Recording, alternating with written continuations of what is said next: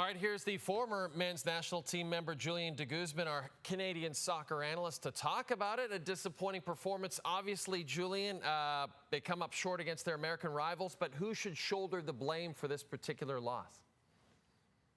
Yeah, it was a very unfortunate performance and, obviously disappointing result. I think, when you look at the players, they didn't play to their potential, that's for sure. And then, I think that revolves around the ideas of the coaching staff and John Herdman. And, it's going to come down to the same discussions we had during the World Cup.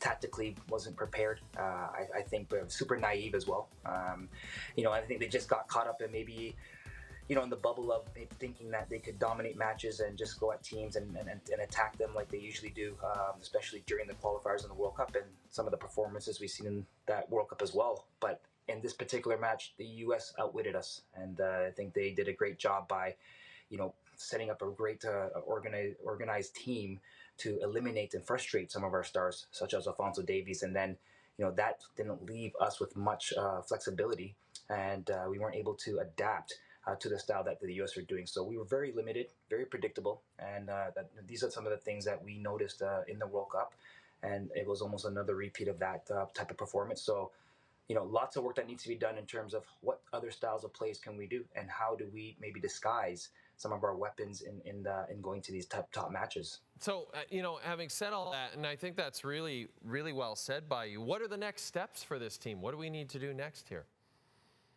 Yeah, so there's a Gold Cup ahead of us, and we're going to see that a lot of the players that we depend on, such as Eustáquio, Jonathan David, Kyle Larin, Alphonso Davies, they will be with their clubs, so they won't be around for this tournament. So this is a chance to really work on the depth and see the type of player pool that we could develop and bring up and give some of these young players a chance at an international level.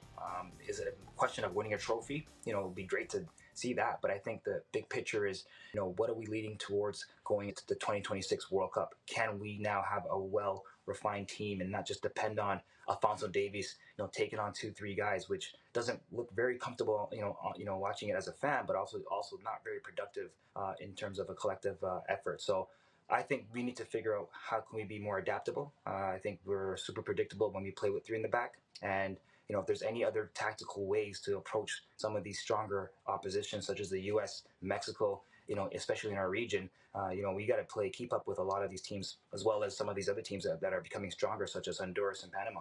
The depth will be tested beginning June the 27th. That's when the Gold Cup will take place. Julian de Guzman, always a pleasure to talk to you. Thanks for this, my friend. Thank you, Jay.